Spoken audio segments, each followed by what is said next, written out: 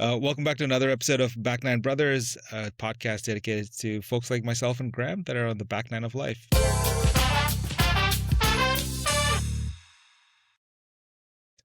Graham, you're almost 50? I mean, I keep asking you every episode. I feel like I gave you a new age. I'm 51. I'll be 52 in November. Oh, shit, man. That's awesome. That's awesome. So I'm 46. I turned 47 in September. Doing the math. Doing the math. I was like, did I turn 46 before or after? Anyway, so welcome to everybody. Like, it's lovely to have you guys on another show here. And how you been? How are things going? Things are good, man. Work has been really busy this month, and now this week the kids are home for spring break, so I've got my door closed. So, in my industry, or probably in everybody, I get in this flow state, and I get really productive, and it's absolutely impossible having the 13, a 10, and a 7-year-old home. And my wife works at the school too, so she's home too. So it's like everybody's home. So no flow state this week, but getting things done, and this month has been awesome. How about you? Any big news for you? Yes. So same thing, right? Like we're in the same county, so kids are home this week, but my kids are older. And I say older, like my daughter's in college, so she's not home. And then my son, it was kind of cool, man. We actually got to hang out. So I actually purposefully put time aside to spend time with him every day. And so yesterday we just hung out, played basketball, and then went for lunch. And then today we're probably going to play some basketball. The weather's been amazing, so that's been super helpful. Yeah, I was telling my wife, I wish the weather was like this all the time. It reminds me of what people tell me about San Diego. I've never been there, but people from there are like, the weather's perfect. It's like cool and 72 every day. But like that, oh my gosh, it's been amazing. Except for the pollen. So it's funny because me and my son, we actually took a boys trip out to San Diego. I think it's like 3 years ago now, maybe even 4 years ago. Strongly recommend going down there. It is absolutely gorgeous. We actually went, I think, around this time of year because actually it was over spring break, if I'm not mistaken, now that we went out there. It was still chilly in the mornings, but it was beautiful in the evenings. San Diego probably has some of the most beautiful sunsets. Hands down, amazing. Yeah, I'll send you some pictures after this. But yeah, the weather is amazing. The people are super nice, and the water is still cold at this time of year. But man, something you see on that side of the U.S. that you don't see here is just a bunch of sea lions everywhere, every beach you go to, and they're some big motherfuckers. They are huge. They're pretty scary. I could say the same thing when I travel back to see my family in Wisconsin. Some big motherfuckers up there. We love our cheese and beer, man.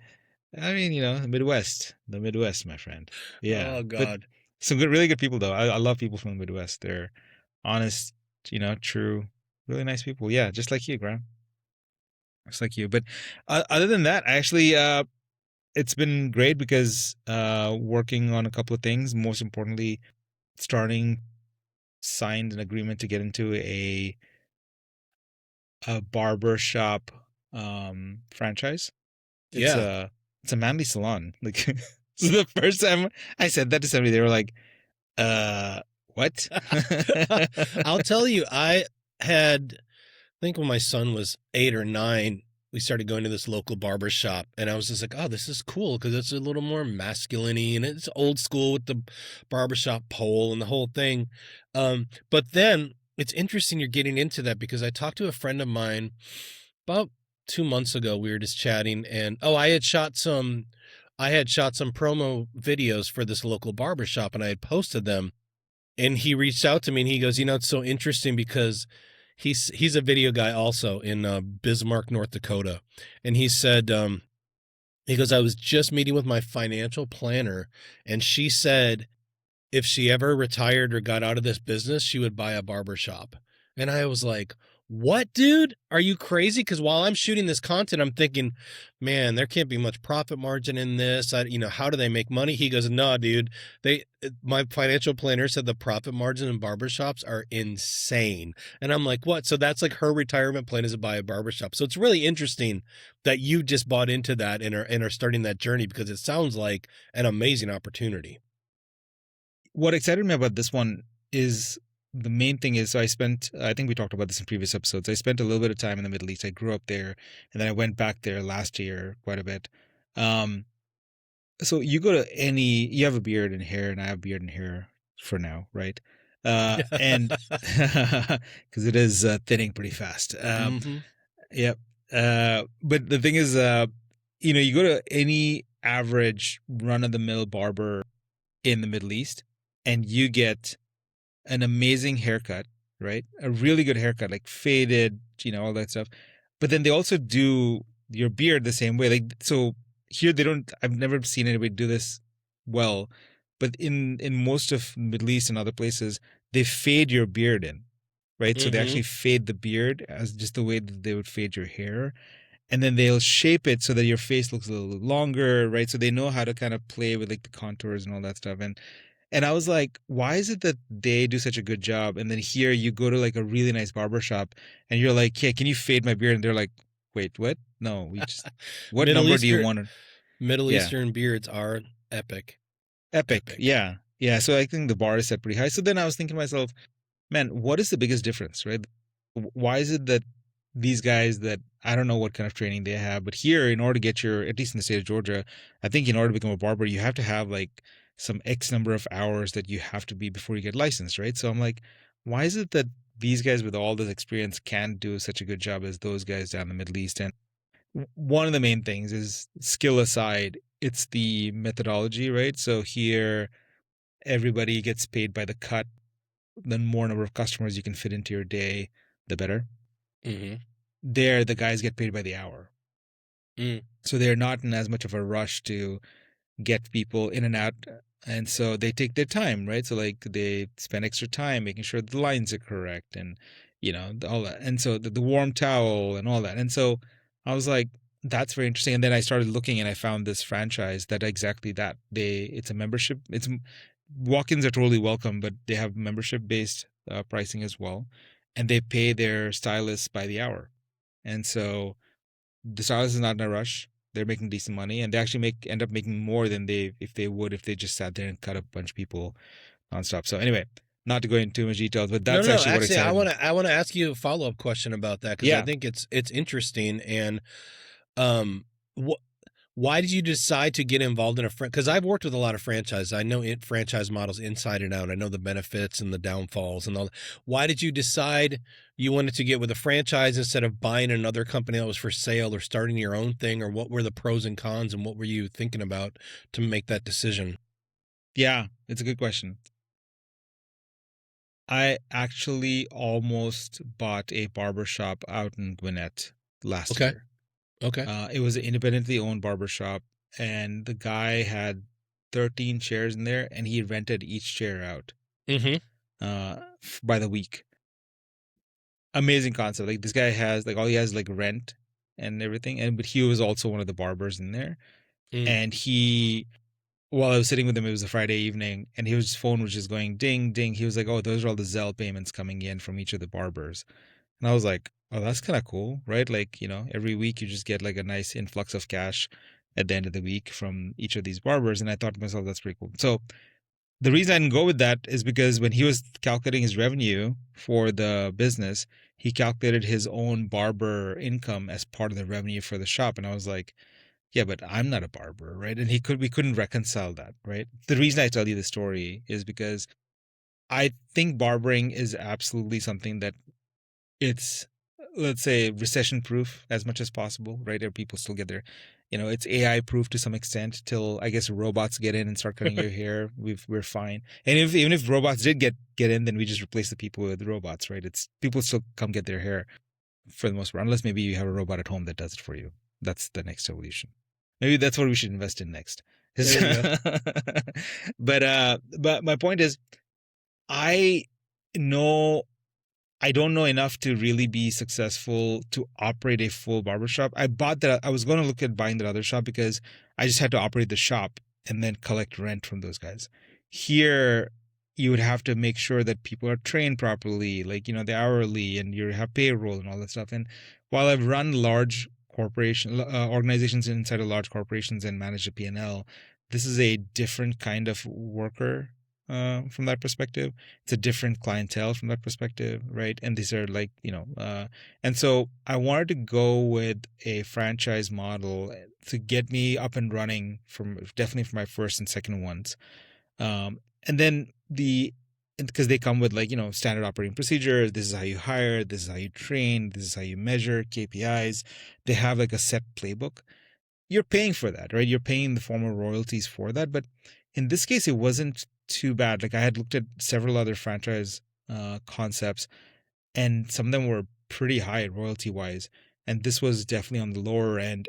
And the franchise is a smaller franchise. So the owner is working with me directly, right? Like he's like, oh man, he's like, what do you need? Like, oh, like I'm going through SBA loan.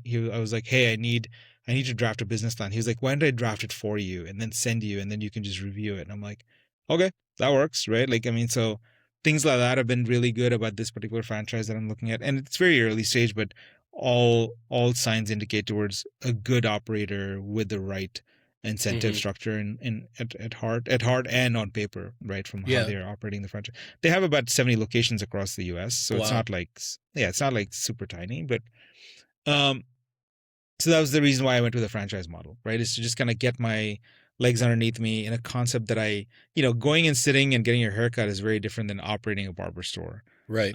Especially where you're paying them by the hour and you're not just like telling them to go cut as much hair as possible or trim as many beards as possible.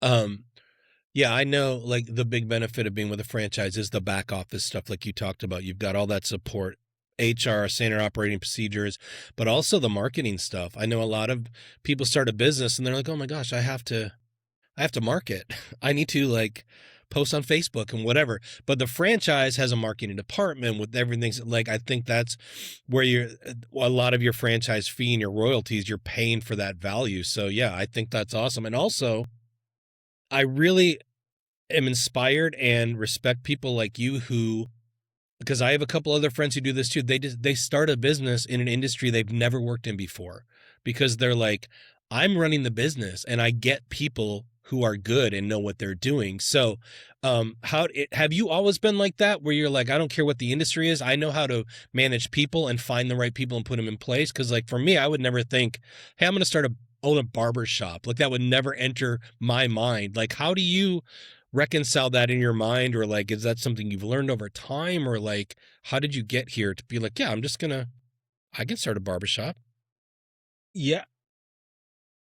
Because my It's point is, interesting. for you, I would think you would be starting some kind of crypto business or financial business or Yeah. your industries that you've been in. So it's always interesting to me when people just depart totally from what they've known. That's a really, really interesting question. I'm going to answer it in maybe three different parts, right? Part one is change has um never, what's the right word?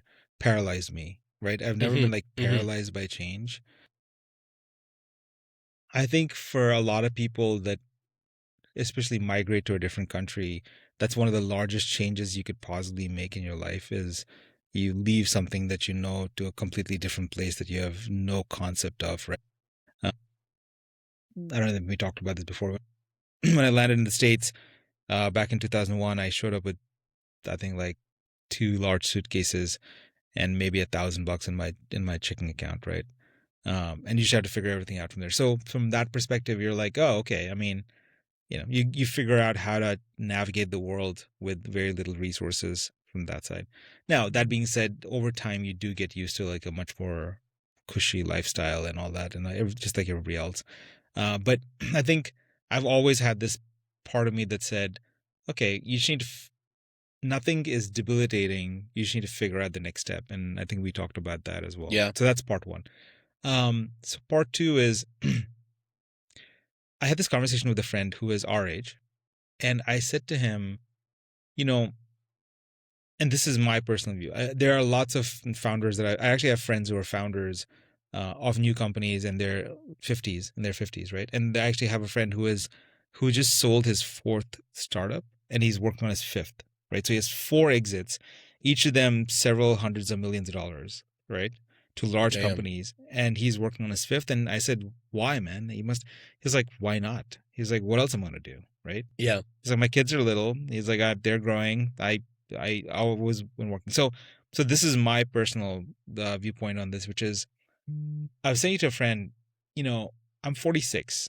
The industry that I work in, crypto, stablecoins, and payments, it is it was always a fast moving environment, and it's only got getting faster and faster, as in the rate of change in the environment in that particular environment is so fast, like, and it's only getting faster with the introduction of AI and quantum computing and all these different jargon buzzwords out there. I said to him, if you're trying to always keep up with the rate of change at the same rate as which A, somebody younger than you is coming in, and B, a 24/7 news cycle, which literally I could get two headlines in the span of 10 minutes that like they're completely opposite of each other, only because that's the rate of change. It's not that they're false, but that's how fast things happen in the space. I was like, I would like for some of my revenue to come in from a space where I don't have to keep up with that rate of change, right? And so this other friend that I talked to, he's literally closing on a duplex south of Atlanta, right? And he had the same concept. He was like, he works in payments, and he was like, yeah, I need something that is not where the only way I can keep up and continue to make good revenue in that space or good salary in that space is I know the latest and greatest, and I'm just keeping up with every headline that comes out. And when people are like, "Oh, did you know this happened?" and you're like, "Oh my god, like that's one more article that I did not read about," right? And that thing for him is real estate. And so I looked, and I said there was another concept I looked at, but then I looked at this one. I was like, we talked about this, right? Which is it's somewhat recession proof to that extent. And the other thing that actually got me really interested in this, Graham, is my ultimate goal is to own multiple businesses, like smaller businesses. And I was like, what a better way to meet a bunch of people, especially guys, than to have a concept built for specifically around guys. And the other thing about this concept, which it's called Tune Up, is that they actually have a bar inside in the barbershop, right? That's So so funny. I was just gonna say, knowing you, eventually you're going to expand and add a cigar bar and a bar into the barbershop and have like a this one comes with so a bar. halfway there. Well, I Yeah, used to halfway go there. to back in the 90s when I would get the blonde tips in my hair and all that kind of I would go to Yeah. this salon, and there was kind of a high-end salon, and you come in, they'd be like, "What do you want to drink?" And I'm sitting there drinking a glass of wine, getting my hair done, and like, yeah, dude, that's so cool. Yeah, man. We actually went out to the one that's in Gainesville. Me and Monica drove out there maybe a month ago now. It was Saturday morning. This location happens to be in like a pretty big strip mall that has like a Home Depot and a Best Buy in it, and they're tucked away in one corner. We pull up there at like 8:45, and there's like, I don't know, seven or eight like F-150s and GMC Sierras sitting outside, and there's guys inside waiting for this thing to open at 9 o'clock, right? And boom, 9 o'clock hit. They hit the open sign, and everybody gets out of their truck, and then Go that get their place was flat packed. tops. And these guys are like, I mean, they're getting full on treatments. You know what I'm saying? So Mm, there are people that are paying $200 a month because it's unlimited, right? After you pay $200, and so okay. yeah, and so I was like, that is pretty impressive. And this is, it's Do you Gainesville, do the hot Georgia. towel? Do you do the hot towel? I do the hot towel. I love the hot. No, I'm saying, do you does your barbershop offer the hot Oh, I thought this is towel? a personal question. Like, I didn't realize we were going into that part of the conversation on this Grooming podcast. grooming tips with Luther. That's our next series. Yeah, no, they do the hot towel. They do the Oh, that's manicure, amazing, pedicure, dude. the massage, Well, the one thing scalp that massage. piqued my interest when you were talking was when you said about change. Like, I think that's a huge reason that you've been successful, in that you're not afraid of change and you accept change. And like you had mentioned, like in your industry and younger people coming in, the latest and greatest. Like I've actually in the last year or so, I've never been afraid of change either, but I've taken on this mindset of I can't be holding a camera shooting forever. I can't be doing everything. I Yeah. need to scale. I need to give. And so I met this kid who's like 27, who's an amazing shooter. He owns his own video company. He's a legit filmmaker. Like he just loves all this stuff. And I've been hiring him for the last year or so. And that, first of all, has changed my business because he's just much better than me. And it doesn't bother my ego one bit. I'm like, man, he makes my product so much better. And then this big project we just finished, I'm like, I'm a pretty good editor, but I Mm. really hate editing, and I've been doing it for 20 years. And I was like, you know what? I'm gonna reach out on Upwork and just find somebody younger who's probably a little more up on trends and have them just do a video for me. Bro, blew This me guy's away. This kid was really. it was like I go, dude, the goal is you have to be a better editor than me, which is not a high bar, but I'm pretty decent. And it just blew me away. And again, does not affect my ego one bit. Yeah. I'm like, they're Yeah. so much better and they make what I do better. And they're gonna, it's gonna benefit my life and my business to not be this curmudgeon, like, oh, these young kids coming up. And no, man, I embrace that, dude. And Like that's the thing. there's yeah, Yeah. I I'm mean, not kudos afraid to of change. you. And I'm not what's that? Kudos to you for recognizing that, right? Because like to your point, you actually and this is I've actually looked at so many businesses from an acquisition perspective because I've been on this journey for a long time. Yeah, I thought about that too. And Like you're one not of the gonna most common buy things, my business when it's just me. It has to operate never. without me. Yeah. So if you look at it from an acquisition perspective, like so, they always say start with the end in mind, right? And if the end for you as a business owner is to ultimately sell your business. If your end goal is like, hey, I'm just gonna run this as long as I can, and then one day I'm just gonna shut the doors, like, okay, you should do whatever the heck you want to do, right? But if your goal is to ultimately sell your company, and by sell, I mean like could be an individual, could be a PE firm, whatever that you want to sell to, you have to have a operating structure Hmm. that actually operates without you in the driver's seat every day. It can be fine if you're like in the driver's seat once or twice a week, but if you're there every day and that's the only reason why this thing works, nobody's going to buy that business unless you find somebody who is exactly in the same line of work that you are, right? Like you are a plumber and you find another plumber who's going to buy it. Well, that's a very limited set of people that you're selling to, right? Why not build a business that more people can buy, even if they're not plumbers, but they happen to be good operators? They can come buy your business because they know it works without you there and there's a gentleman. So to your point, like you are essentially doing that, Graham. You're building a business that is ultimately a better product from a acquisition perspective than you by just every day locked up in your room editing and all that. Absolutely.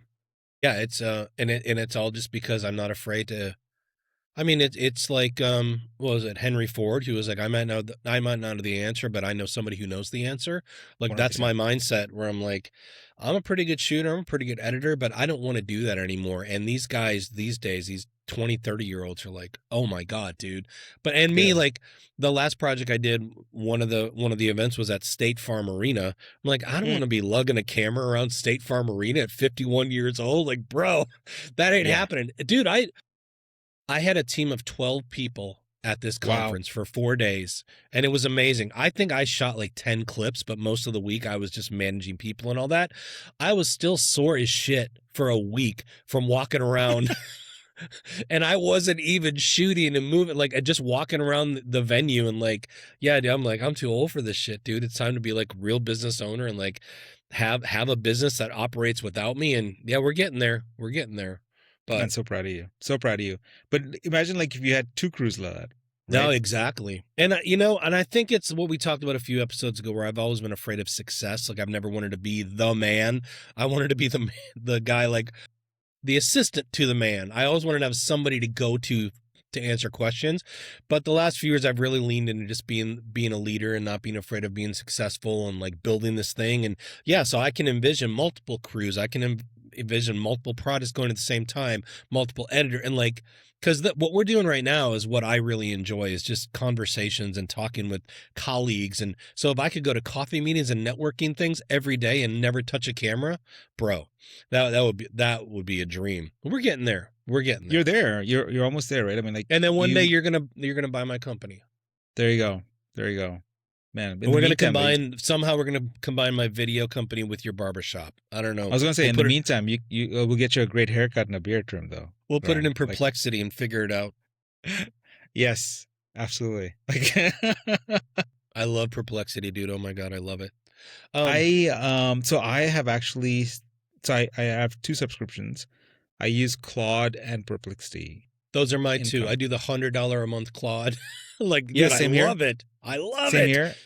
Part of the reason is because I'm actually in the process of coding something, and you need the $100 subscription. You don't. Yeah. I mean, you don't have to have it in order to code, but you start running out of tokens a lot faster, especially when you're coding. It's worth it. I mean, if it's something you're using all the time, that's helping your business move forward and bringing value, it's so worth it. Ooh, you know what I did, Mr. Coder?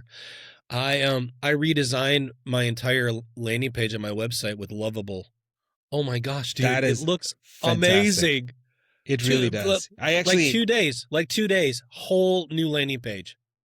I actually was on your landing page this morning because I worked with because I work with a editor out of UK for my other podcast. Yeah. And I was sending him, I was like, hey man, I was like, is this somebody that you want to meet? Because, if there's work, if you ever come across something that you want to throw across the pond, I would highly recommend this guy. Right. Yeah. James. Yeah. So, okay. So I was showing him your website actually this morning. This seems different. It does seem different. Yeah, it does. I just published it yesterday or 2 days ago. It looks so good, man. Dude, it was so easy, and like I'm bouncing between Perplexity and Lovable, just like, and Claude. I was using all of them because I was like, okay, now the content's there. What are like the coolest, latest web design trends that would make somebody say wow, and like all this, and it like the scrolling text at the front where it's like, stop telling your process on every sales call, stop telling your story, and like story, process, all that came from Claude being like, have it do this, bro. It's so amazing. It's so ridiculous. And I feel bad. Like, I want to post it. I want to put it out there and be like, hey, everybody check out my new website. But I know so many web designers, and I'm like, but you don't say how you got it, right? You just say, check out my new website. I know, but they'll still be like, they're friends of mine. They'll be like, why don't you hire me, man? And they're, oh, you put me out of work. Like, I really struggle with that because I get that. I made a post on LinkedIn about that where a local realtor posted an AI photo and people razzed him for it. And I'm like, dude, it's not my job as the creator. It's not his responsibility to pay me his budget. It's my responsibility to pivot and be able to serve him. Like, he's not going to pay me a few $100s to shoot a photo when he can throw in an AI and do, like, it's just for a funny Facebook post. So anyway, I was just like, I'm just worried that my web designer friends would be like, man, you just took money out of my pocket by doing that. But hey, bro, that's the wave of the future, man. It is. Number one. Number two, I think you should just say, and you should just say, hey, I have a new website, or we've changed our website. That's it. Like, nobody's going to ask you. Well, I'm not going to say about Lovable and all that, but I know when they reach out, I'd be like, I saw you had a new website, man. Who'd you use? Yeah. I mean, they charge, $5, $7, $8 grand for a website. I just 100%, man. Like, I don't want to do that. The app I created, I'm sure there's some code stuff where my site isn't as optimized, but I use mine for like a landing page and sending people to. Would I love SEO and people going there every day? Of course. But to have something that's engaging when I can share it with people, that was more important to me than worrying about the best SEO and the keywords and all the things that web designers do, So I am 100%. Super happy with it. You don't have a you're a B2B business. You're a business to business model, right? In the B2B or business to business model, your website is just there to provide some information. It's not going to drive leads, right? Like, very rarely is somebody going to just be like, videographer, oh, look at this, I'm going to call this guy out of the blue, right? It's mostly because somebody says, oh, you should use this guy that I use. Yeah, and then they send your website. Exactly. Yeah, and then they see your website. It's not so like to me that's not Yeah, to Yeah, me, it's totally fine. that's not worth investing 7 to 10 grand in a new website. And oh my gosh, dude, I'm 100%. so happy with it. And it was so wild. I sent in examples of other websites that I Yes. thought were really cool. And then it pulled all the links, like the menu links and everything from the old site and like already implemented them. I was like, what portfolio? Oh my God, it works. Oh my God, that works. Like, it was so crazy, dude. So It is crazy. insane. But I actually built something that I should be getting to like a point where I can start sharing with some people. It is a newsletter application. hmm So for all these service businesses, even like yours, right? So all you have to do is just set up your website, upload your website and your name. It pulls everything in, takes a screenshot and everything. And then on a weekly basis or however often you want to, you just put in like 3 or 4 prompts and say, this is what we're doing this week, right? Blah, blah, blah. And it'll draft a whole newsletter mm, for you so that you can just send, right? So it'll take like 2 minutes every time versus 15-20 minutes. And the drafting of this stuff is kind of ridiculous. yeah. The one of the examples I was trying to test it with was this Trinidadian restaurant that's close by here, and I just used like some very specific words, like some dishes that I was like, oh, we're adding this today. Man, it wrote a description of it as if it's like actually tasted this thing before, right? It's like, oh, I was like, man, that sounds delicious. Like, Oh, that's yeah, beautiful. it was really good. It was really good. But to your point, this goes back to the change part, right? I mean, Yes. there's lots of us in our age bracket that are probably sitting there and saying there's really 3 ways they're looking at. They're like, this is amazing. This makes my life so simple. I should definitely adopt it as quickly as possible. So, and you don't have to be an expert in it, but adopt some portion of it, right? To just use it for something. There's the part they're like, one more thing I gotta learn, but fine, I'll spend the time and learn it. And then there's the third, which is like, screw this shit. Like, like AI, it's bullshit, right? I still believe in like people doing, and I think it's replacing jobs. It's, going to put people out of work. I think neither of those reactions are completely right, or neither of those reactions are completely hmm wrong.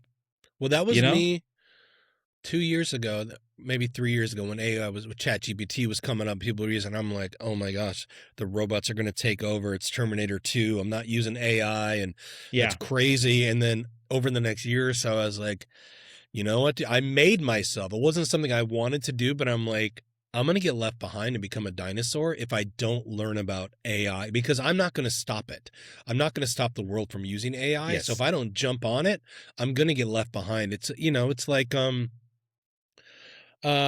like with the carriage makers in the early 1900s, were like, motorized cars. No, we're keeping it, and they go out of business and all that. Like, if you don't adapt and get with the times, and again, not being afraid to change. But I forced myself to do it. It wasn't something I was passionate about, but I'm smart enough to realize if I don't jump on the train, I'm going to get left behind, and then I'm going to be a 50-year-old unemployed broke dude. Yeah. And then when I got really into it and adopted it, like, man, I can't imagine not using it. I mean, it makes life so much easier if you use it the right way and you're smart about it, and you're not just like in my industry or my related industry of marketing. When I see people just posting things that were obviously ChatGPT prompt, it spits it out and they paste it, that's terrible. But if you can use it to help with processes and systems and ideas and things like that, like, oh my gosh, man, it's been amazing. But to your point, I forced myself to get on the train with it, because I fought it for the longest time. I was like that photographer who still shoots on film. Who's like, I'm not Mm. going digital. I'm not using digital. That's crazy. Where 99.9999999% of people use SD cards and digital, and they're like, I only use film. That's the right way to do it. Hey, Yeah, yeah. good luck to you, sir or Yeah. ma'am. That's it. That's it. And I think and that person is not wrong. No. You know what it is? You know what? Their But they need to perspective. be realistic that they're probably going to lose business, or their market's not as big anymore. Like, as long as you're honest with yourself and That's not it. blaming the consumer, like they're not hiring it. Well, you need to be honest with yourself that I've just reduced my market by doing this a certain way. 100%, right? It's like when a restaurant says handmade pasta. okay, well, there's a certain kind of folks that care about that, right? Like it doesn't, but there's certain kind of folks that are like, as long as it tastes good. Like, I mean, I'm just looking for some pasta right now. I don't need, but it's handmade, foot made, so, like how are they made? Is that how they make it in India? Yeah, man. We just Foot lost. stretched. We just lost half. Thanks a lot, Half your Grandma. viewers. We just like, yeah. Oh, I was They're gonna like, say so. Oh, I was gonna say something even more racist before. The Microsoft conference had like 8,000 attendees, and I swear 7,900 of them were Indian. I mean, tech workers, man. Like, I mean, this is So the many smart people, dude. Bro, yeah, so usually when I do a conference, no matter what it is, a home builders conference, an insurance network conference, I learn something either from the keynote about leadership or sales or what, I always learn something. This Microsoft conference about AI and data and what they're doing. Dude, 5 days, I didn't learn one single thing. It was so over my head. I just sit there in awe of these people. Like, how are your brains so big and so so smart? And funny. like, it was really unbelievable how much I don't know. It was unreal, bro. Wow. That's funny. No, like I mean, in Indians are people from the subcontinent to form the backbone of for the tech Well, I workers. thought of it when you said your story when you came here with 2 suitcases, and I'm like, and now look at you, dude. And then it made me think, like, look at these. But I mean, every one of it's at those least people, yeah, that's what like I'm that you saw, saying. Is like yeah, they're not privileged. It's that they work their ass off and they learn stuff, and their freaking brains are so big. Like, no, it was real. I mean, it was really inspiring and eye-opening as a dumb American. I'm just like, God, yeah. I these guys wouldn't, are so I wouldn't smart. go, I wouldn't go like I wouldn't say dumb Americans, but like I know you wouldn't, but I would. I would. But I think you know what's crazy about it though, Graham, is like it's I think what you're saying right now is very timely, just given I think what we're going through right now. Right? We're Mm-hmm. just going through like a weird, like I think as a country we're going through this weird phase where, there is a certain sense of like nationalism that I think is sometimes not healthy, right? This is what but and you see this you've seen this in history where this direction quite often doesn't result in good outcomes, you know? Yep. Yep. And yet like human nature is to kind of go back to your, things that didn't work out and like, let's try this again. And you're like, we saw this the last 500 times, but I don't think it's going to change. But if you want to do it, like, okay, good, Yep. all power to you. And I think what you said right there is so key, right? Like all those people, I don't know how many of them are citizens or not citizens, but a good portion of them probably are citizens paying taxes, paying a lot of taxes because they make a lot of money, Yep. etc. And they're all adding to this community and society we call the U.S. Yep. Dude, if you saw this 2-hour keynote with all the PowerPoints and all the stuff, that you'd be like, they are contributing a lot to technology and the backbone of the internet and processes for huge companies. And like, I know, like, I'm not a huge like rah corporate guy. I think there's a lot of negatives about corporate America, but man, the innovation and the world changing and life changing things that they do is like awe inspiring. Like, who even thinks of this shit? And then for people to grasp it and to work with it every day and to like carry it out is like, God, man, I'll tell you, that's what I love about what I do is that I get to work with so many different industries, is I'm exposed to so much different information that it just broadens my worldview and like, oh my God, there's people out there that do that and like are passionate about this. Like, now it blows my mind. And I think it's really important that we open our eyes outside of our bubble, to just see, like I said, like I see the things these guys are talking about and these ladies are talking about. It's just like, what language is this even? Like, it's so smart and just way above my pay grade. It's really awe-inspiring. That's amazing, man. I love how open-minded you are always with the stuff that you do. And I think the fact that you try to learn as opposed to just like, I'm the video guy. Like, Right. I don't care. I think that's actually really, that shows, No, that it's says a lot very about. cool. There's you'll be recording a keynote and maybe their theme is like leadership or leadership principles, and they'll tell a story that really hits you in the heart, or they give you a concept that you're like, oh my gosh, I never thought of it. And it's, yeah, so it's great. I'm getting paid to be there and to do a job, but at the same time, I'm soaking up value and learning things. It's very, Keynotes are really good, man. Like there's a couple of keynotes that I've most of the heard. time. Yeah, you're right. Like there's some that you're just like, what the heck is this person talking about? There's Yes. two that I will never forget. One is I'll look him up. Uh he is the conductor for the Boston Philharmonic. Uh Hmm.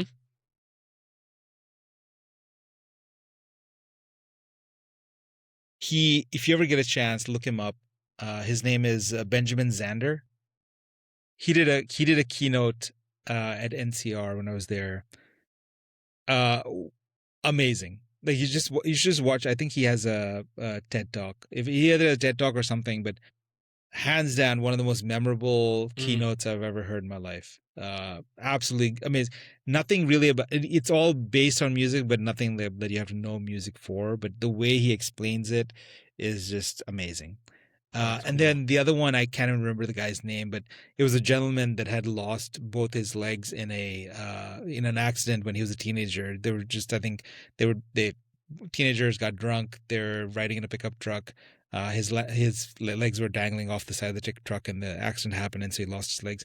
Mm. But this guy goes on to like I think climb like Everest with artificial legs and stuff, and um, it was pretty amazing because I think we were standing like we were all taking pictures, and they were like he was like really tall, and then they were like, hey man, and he was like, oh, I can adjust my height, like, so he Take your just legs kind of off. yeah, no, he just kind of reduced the length of the legs. I was like, this is kind of weird. Like crutches.